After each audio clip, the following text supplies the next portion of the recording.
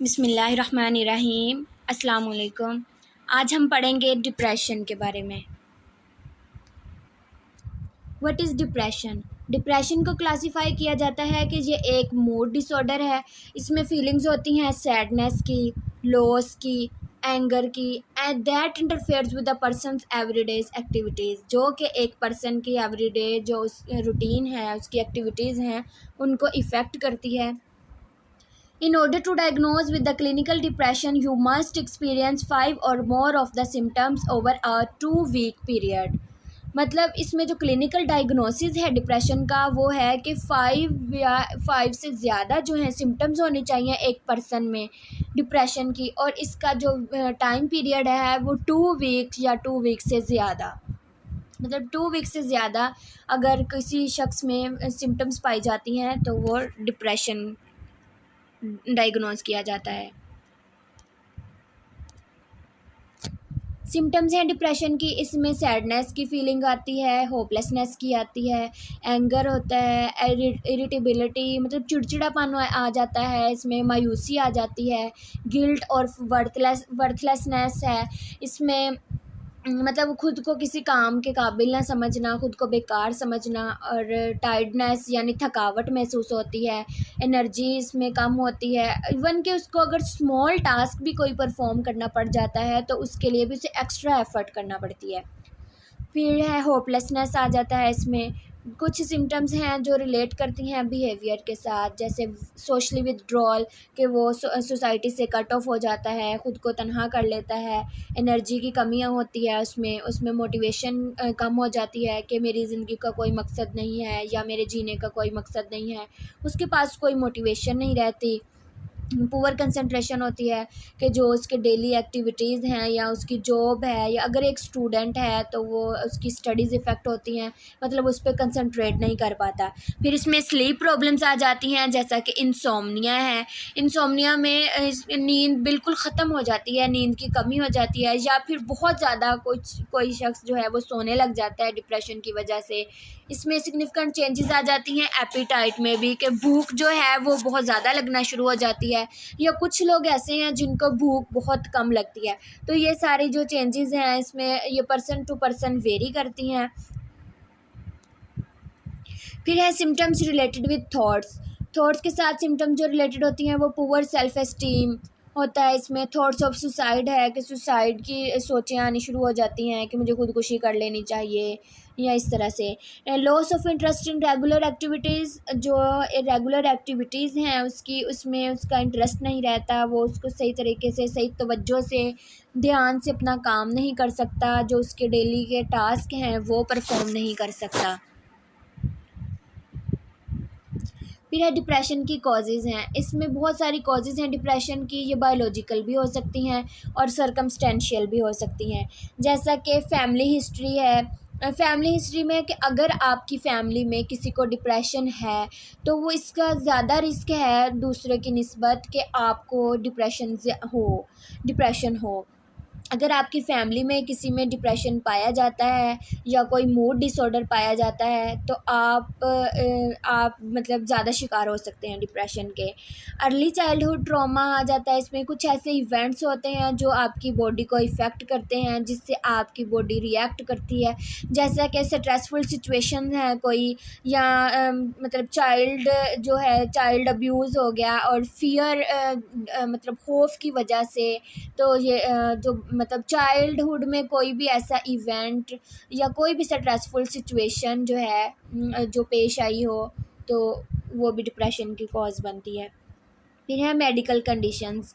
कुछ ऐसी कंडीशंस हैं मेडिकल जिसकी वजह से आपको ज़्यादा रिस्क होता है डिप्रेशन का, जैसा कि इंसोम्निया है यानी नींद की कमी हो जाती है, attention deficit hyper activity disorder भी पैदा हो सकता है इससे। ड्रग यूज़ जो है, हिस्ट्री ऑफ ड्रग, या मतलब कोई ड्रग ले रहा है या मिसयूज़ कर रहा है ड्रग का, तो ये भी डिप्रेशन की कॉज है, तो इफ़ेक्ट करती है। और फिर है ब्रेन स्ट्रक्चर। तो अगर फ्रंटल लोब जो है ब्रेन की वो लेस एक्टिव हो जाती है तो तब भी ये डिप्रेशन की कॉज बनती है।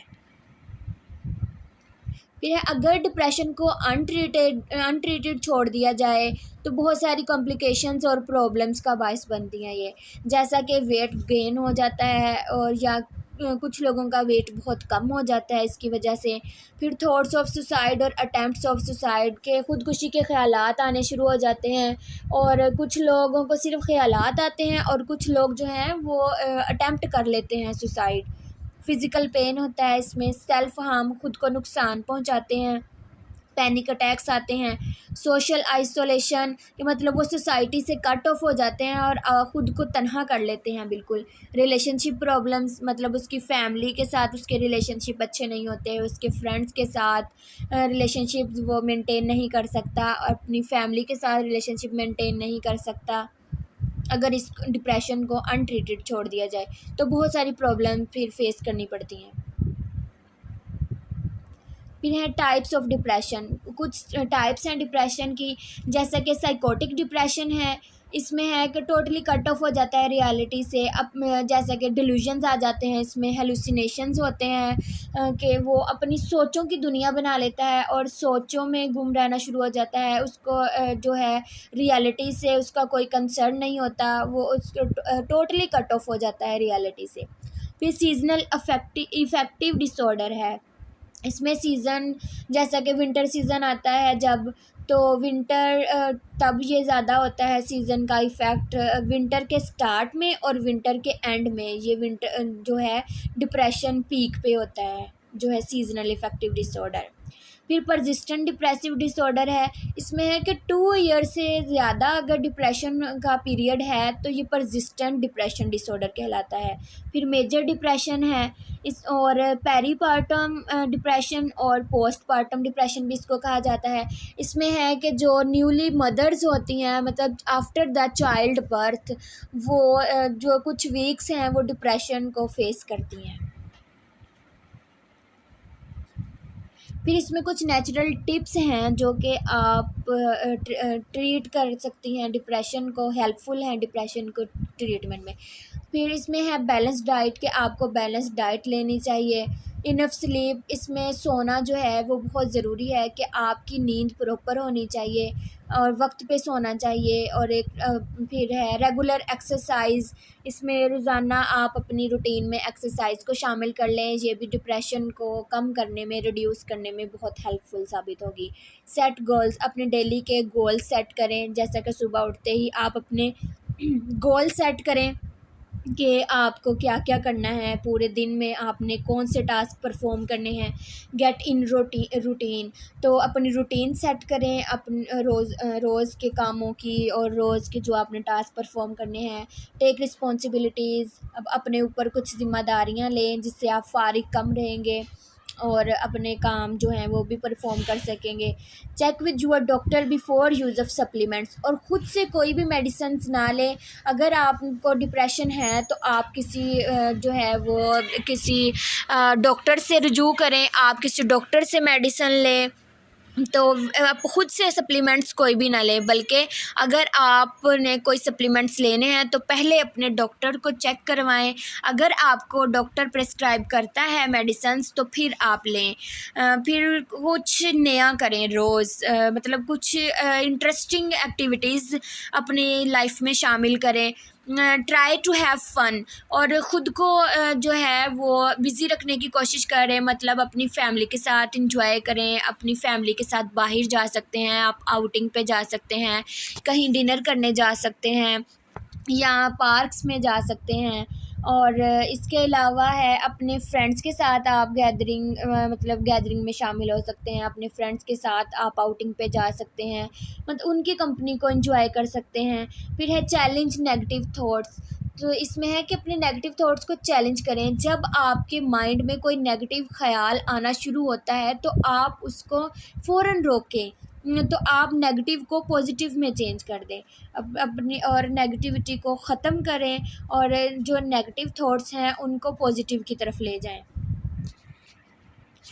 तो ये कुछ नेचुरल टिप्स हैं ट्रीट करने की डिप्रेशन के, लेकिन इसके साथ साथ आप अपने डॉक्टर से ज़रूर मशवरा करें और डॉक्टर से ज़रूर रुजू करें, क्योंकि उस अगर डॉक्टर जो है वो आपको मेडिसिन प्रिस्क्राइब करेंगे जो कि डिप्रेशन के लिए बहुत हेल्पफुल साबित होंगी।